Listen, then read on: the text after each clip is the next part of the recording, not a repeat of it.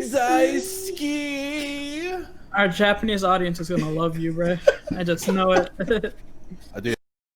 No, God! No, God, please, no! No! No! No! What's going on, subs, no dubs audience? Welcome back to another video. We got Haikyuu episode 10 today for you. And it was a really good one. I mean, last week we got there were some definitely hype moments, but now we're starting to reach that climax, that momentum shift to Karasuno, and it was such a good episode. But before we get into the episode, if you like what you see here today, guys, hit us with the thumbs up, hit us with the subscribe, hit us with the bell icon because you'll know when we post a video next. Also, last week's Haikyuu episode got 400 plus views. It's our highest viewed video ever. I know that's a lot by today's standards on YouTube, but it was truly honestly a big deal to me. So if there's anything that we can do to improve, anything to get you guys to subscribe, hit us down in the comments, tell us how to get better. And Wes, what's going on Haikyuu this week, bro? So this week we start off, we get Kita, our team captain for Itazuraki. We see him talking to the coach, right? And the coach is he's talking to coach and he says, "Coach, don't you think this is a defensive move?" And usually in a big momentum shift at the end of the third set, you wouldn't go defensive. You'd want to, attack, right? To bring that momentum to you. But the coach says, no, because if we put you in, that straightens everybody up, especially the Miya twins. And Miya Atsuma and Miya Osumu have been absolutely crushing it this whole series. And if Kita comes in and straightens them up a bit, their game's going to stay on point and actually makes them more offensive than they already were. So I thought that made a lot of sense. It was a great move. I think Kita really is that core piece for their team. He just doesn't play all the time because he's not naturally as gifted as the rest. So I kind of want to point this out, bro, because right when he got on the court, bro, and a little bit into the match, he kind of compares himself to Daichi, bro. He is dude, I'm playing with two superstar players. You also got two superstar players, so we're kind of in the same boat where we're not gonna be handling as much of the offense, but throughout the episode, we see that's not the case. They're not the same, Bro, and didn't we call this out last week? We're I think so, yeah. We're he looks at Daichi as he looks at himself. Yeah, easily. So I completely agree that they're both the dirty work people for their team. I completely agree. Daichi is very well rounded. He's not amazing at anything. I'd say his defense is pretty top. Yeah. It's pretty top notch. But he's just a solid player, right? And but the big difference between him and Kita is Kita has his personality that's just very uptight and makes people respect him. Where Daichi is I'm the nice father figure of the team. So everyone respects Daichi because Daichi's just a good person and he's that father figure. But he's not nobody is scared of Daichi. Yeah. Bro, but the difference is, bro, I feel the way Kita talks, bro, it sounds like he's afraid to get into the offense, we see Daichi going for back attacks and he's always going in, but Kita his whole mentality is it's all defense and it's only defense. Yeah, I think he says that I'm not a player who can change the tide. I feel I have to watch the backs of players, right? And then he looks at Daichi's I feel we're in the same boat, right? And then I think the intro music hits. Still a banger intro. I love this intro. I think it's second place, maybe third. I think first is probably Jujutsu. Second is Tonikawa, and then this. But anyhow, we see as soon as the intro ends, we see Rintaro smashing it on Suki and saying, "Oh, you don't have enough stamina." And Suki's "Dude, you're right. I'm tired." he's going through it. And then right after that, bro, Kageyama sets him up for a spike. The usual how recently they've been aiming even higher. Bro, and he just completely whiffs. And I was ooh. But we see Kageyama instantly say, my bad. It was a cool scene, actually. I think that was one of the important scenes where you realized that Kageyama is also starting to have this mutual. It was cool too, because it wasn't just Kageyama saying sorry. It was it was Suki saying or not wanting Kageyama to say sorry because he kind of put some of the blame on himself. He wasn't jumping as high as he previously was. So it's kind of see him take volleyball more seriously, whereas 2 seasons ago he would have made fun of Kageyama for missing the toss, you know? I mean, Suki's definitely developed almost more than anyone else. Like, I mean, yeah, there's other players, but Suki, like, we look at him in the beginning of the show, like, he was just, like, his own person. He was very timid. And, I mean, once we got to that episode where, like, we saw what caused his brother, like, being benched, and we saw, like, the root of his, like, mental block, I guess you could call it, like, mental block. Yeah. But now he's being taken way more serious. He's getting better. He's pushing himself to move more, to block more, to spike more, and we're seeing him like actually become the player that his body makes him capable of being. Yeah, because he's obviously taller than almost anyone else in the universe that we've seen. I think it kind of goes back to that whole like arc with Shiro Torizawa, where they're like, there's that one moment that's gonna get you hooked on volleyball, and it was when he got that block on Ushijima, right? And I think after that, he's just been commanding the show, right? So. Yeah, he's been like the defensive anchor for Karasuno, and exactly. He's definitely had one of the top like character developments on that show, no question. Yeah, I feel like after like Hinata and Kageyama did, like they've definitely been focusing on him a lot more. Especially. I'm glad though. I'm super glad because I didn't like his character at first. I thought he was very like self-centered and annoying, but like you start to realize like, and he's such a good character, and he actually cares about like Yamaguchi and like awesome. He's very important for the future of that team. With Kageyama, Hinata, and now Suki as like that first year that's really really good.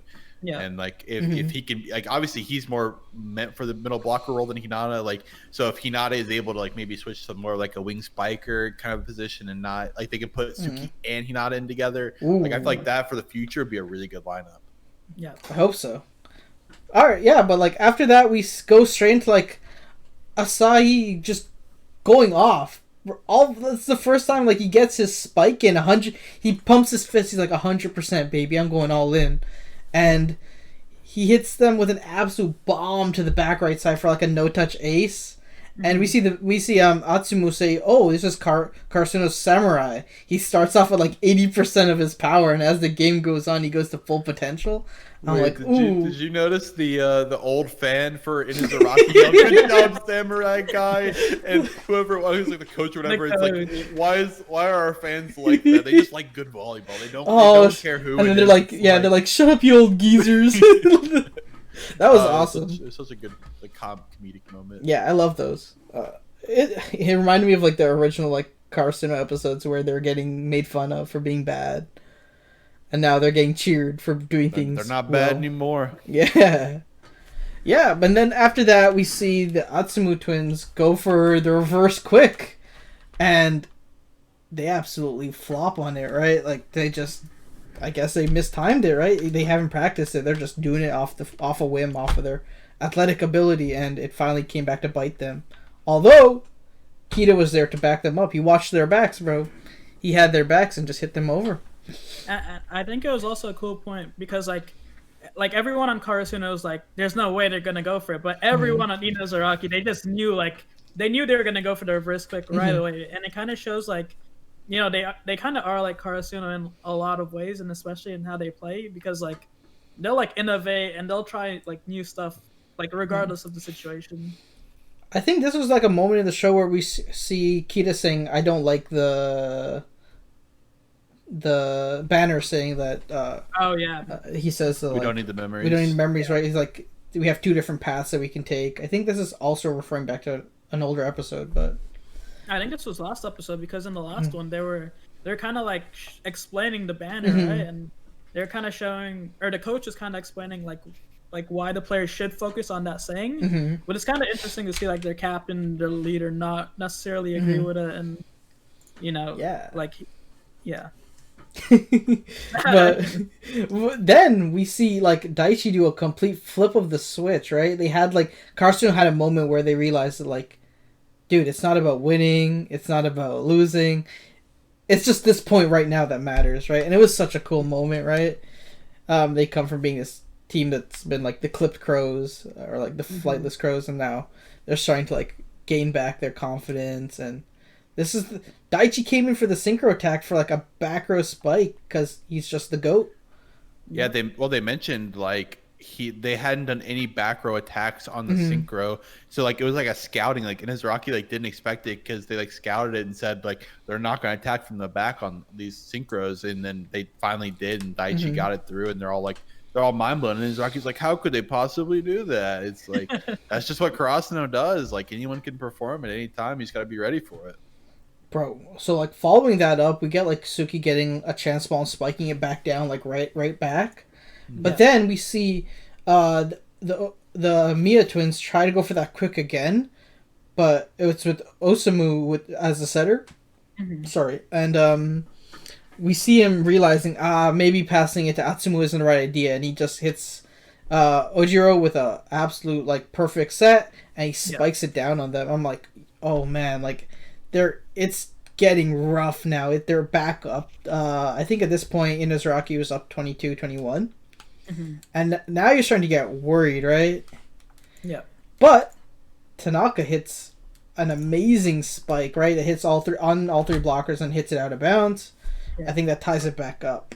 Wait, just to speak on that a little bit, like because the development of Tanaka in this series has been amazing, and there was that special little like dialogue between him and Kageyama where he's like, you know what, don't toss to me, you know, I'm not playing the best right now, and then Kageyama, you know, he kind of takes up this leadership role and he says, no, you know, like we need you. You're like one of our like primary attackers, and you know it kind of gives him some confidence. And last week they called him like a mini Bokuto or a lesser version, and like he was looking like the real this episode. So like just to like touch on that, like kind of correct. So he wasn't saying that because he wasn't playing well. He said that because he was on a roll for those like 4 or 5 points in a row, and he said he couldn't like keep it. He knew he couldn't keep doing that, so he was afraid. He was actually like afraid to mess up. Like, he's like, I think my next one probably will be the end of like my good roll. Like I think he should stop because like I don't want to ruin this like right now. Like I'm doing too much like over and over again. But like Kageyama's like needs Tanaka because Tanaka is like a great like threat for them. Yeah, he doesn't have that all his options. Like it kind of hurts them. So, like, after that spike, we see Atsumu hit a setter dump because Hinata is sitting here with his tiny brain going, gotta return it, bro. And I was kind of happy they finally did one because it's been a while since we've seen, like, Kageyama or Mia Atsumu do one. I feel like we hadn't seen any for a while, too, so it was kind of nice. Yeah. But we see Ginjima getting subbed in, and then he hits Karasuno with a spike. With a spike return, I think they had like a one touch, and he just spikes it back down. And at this point, after the setter dump and now this spike, it is 24-21. I think it's over. Like, yeah, that's what's that point. That's a serious point. We see Tanaka's sister like on the verge of tears. We see like everyone's stressing. We see Hitoka like all stressed out, and we're like, yo, it can't happen like this. Me and Wes predicted that it's over. And I mean, at this point, I was convinced. I thought we were going through it. But Tanaka realizes that he doesn't need to go any harder. He's already in the zone. I'm not talking like Kuroko no Basket in the zone. He's just... no one would win. Nope. Tanaka would be Bokuto. Like, it'd be over. Right. But Kageyama tells him no. Like, it's okay that you're in the zone. Like you said, you're an important piece of this team. I trust you.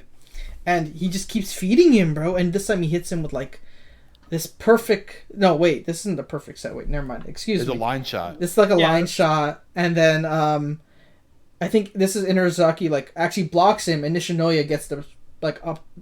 right on the ground. Just saves it for him. Yeah. And then I think... Right after that save from Nishinoya, we see the ball, like, fall right over. And then... Atsumu hits another one of those insane serves where he's like leaning back all the way, and I think it was another rush shot, but we see Kageyama give it to Tanaka again, and this time it was like one of those perfect sets that gave Tanaka some options. Yeah. And allowed him to go. He realized that they're kind of like... This is the line shot. This is the line shot. This is the line shot. I would say I know he scores the line shot. He scores the line shot. Inazuraki had been playing that cross the entire time. That's all he'd been showing. But like I think there was like it like panned over to their coach. It's like his real strength is his line shots. It's not his cross shots. So then he just like smokes that line shot like right directly, and they're all just like, wait, what? They're like, bruh. Like that's actually kind of nuts too. Like given that the actual situation, because if that ball was a bit more to the left, bro, that's the series, right? Bro, he had faith. He's on a roll. You gotta give it to him. Yeah, but the fact that Kageyama was able to like give him that perfect pass. We also realized like after that pass, you see Kageyama like away from the team, putting his hands together and like relaxing, trying to like keep it together. I wanted to talk on this too, because this is when Kageyama gets up to serve, right? Yes. Pretty sure after that line shot, Kageyama goes up to serve, and I don't know if you guys really picked up on this, but he kind of does like the Oikawa like little tradition right before he serves. He gets the ball and he spins it. Did he? And then he throws it up. He does the same thing, bro. Ooh. Speaking of Oikawa, we didn't even mention that he's the return, the king. Yeah. He's just running, and the little kid's like, "What are you doing, you absolute oddball!" Like, that guy's weirdo. But I think it's like, what is he doing, yelling in the middle of the street? But we also see that like this is the return of Calm Kageyama, and I think as the episode's name is, I think the Serene King makes his debut. Yeah, it said the Serene King is born. Yeah, so I think it's like this his is next evolution. So this is just him being relaxed, right? You don't usually see Kageyama in the zone like this, and he hits 2 service aces, one with the spike, and then one with the jump float. Well, actually, wait, no, he gets a service ace, and a return to Hinata's quick. I'm pretty sure that's what happened. I made notes. The thing I wanted to, because it kind of looked like the second serve did kind of look like a jump floater, but I think one of the coach says it was like a regular jump serve, but he just angled it so it dropped a bit earlier, so it wasn't necessarily a jump floater, because if it was, like, Kageyama would be like OP. He's evolving. He's evolving. He's getting even stronger. Yeah, it was like, I think even our cross-note coach even said like, wow, in this moment he's willing to do that. He's willing to try that. Like that's just insane. Like to see like his sereneness, you know? Yeah, he's just feeling it. But I think right after this Hinata quick, I think one of my favorite parts in the episode, we see Kita give a really great speech on the bench to one of the players. Zaraki saying that like, yeah, these guys are geniuses, but like by not even attempting to fight back, you've already lost. Yeah. And like, you know, these guys work really hard, and like it was such a good another really good like talk from him, saying like, oh, I'm sorry to go on about rambling, but I needed to say this because it was really dope. It's a good life lesson. You never give up. Like never, if someone says you can't do something, like don't accept that. Like do it for yourself. Like work hard. Like it's just like another one of those like life lessons. I mean, that animes do so well at a lot of times. They always try to teach you something kind of behind the plot of like a show you like. Yeah. So I like it was dope. I like those moments. Yeah, but right after that, we see Kageyama go up for like a 50-50, right? I don't even know what that's called, but I think it was like a chance ball or whatever, right? We see him go up against Rintaro, I think, was up jumping with him. And he's like, oh, just 5 more inches. I thought we'd see 5 more centimeters. I thought we'd see Hinata jump over and spike over both of them. I was gonna lose it. Yeah, I thought there was gonna be some kind of like Kageyama's gonna tap set or something up to Hinata. Yeah, that's what I thought too. But then instead we see the ball fall, and Hinata's foot saves it, and he kicks it over the net for a point. It was like, and then Kageyama just like looks at Hinata like, why are you playing so good? Like there's even like a moment that is like there. I forget if they went to someone and someone said it, but it's like Hinata is like pushing Kageyama, and like they work so well for each other because they push each other to get better. Like Kageyama is playing so well, but Hinata is also playing like probably his best game ever at the same time, even though he's maybe not scoring as many points as like we've seen him in the past. Yeah. But like he's more rounded now, and now like they're both pushing each other to get better. I think it was Tanaka or Daichi or one of them saying it's not just your enemies that can push you forward. It's also your team. And I think like we see Kageyama do one of like those like really big grins that he does. And like I think that's how the episode pans out, and I thought it was like the coolest ending ever. I'm so excited. Oh my god, Tooney's camera decided. Oh, he's back, sort of. We'll deal with it. We'll deal with it. I'll put an Oikawa face over him if this continues. I like that. But yeah, that was Haikyuu this week. I I think this was a top tier episode. Like, I think the best thing to come out of this episode was like we heard like the music kick in, and you could feel that momentum shift while watching the episode. That like it's Karasuno's game now. Like I think we're gonna see the ending next week, I'm sure. Yeah. And I gotta change my prediction now. Like I just see this momentum shift. There's no way. There's no way they lose. I think we're starting to see the kinks in the armor for Inazuraki too. So I might also. I'm leaning. You know what? Nah, I'm playing devil's advocate. Inazuraki's winning this, baby. We're seeing absolute heartbreak out of Karasuno. I still think Karasuno's gonna win, bro. Kageyama's playing the best he's ever played. Hinata's playing the best he's ever played. This is what they think. That's what you think. No. That's what you think is happening until next season. Until next season when they're in their training montage, and then they're like, "Ooh, I've evolved again." You can play devil's advocate all you want, but you can't deny when the anime music kicks in and the vibe shifts. You don't go away from that. Yeah, this you can't. Spoiler. Alright, anyways, guys, that's been Subs No Dubs. If you guys have made it this far, hit the like button or dislike. I mean, honestly, you could dislike my opinions. I'm terrible. I have terrible takes, but. Hit the subscribe button, hit the bell if you feel like, but also because it makes us happy. Later, weebs. Bye. Toxic round 2, bro. I'm sorry, I know I did this earlier, but they're my weebs. I love them.